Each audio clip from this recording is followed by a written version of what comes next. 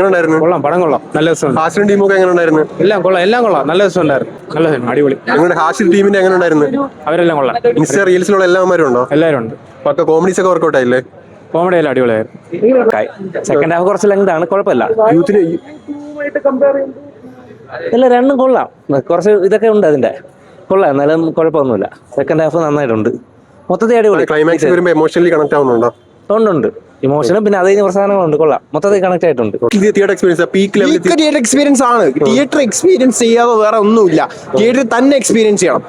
അത്രേ നമ്മൾ ആ ഒരു ക്രൗഡിൽ ഇരുന്ന് എൻജോയ്മെന്റ് ചെയ്യുന്ന വേറെ എവിടെയും കിട്ടത്തില്ല. നമ്മൾ ഒരു OTT പ്ലാറ്റ്ഫോമിൽ ചെന്നിരുന്നാൽ അത് കിട്ടത്തില്ല.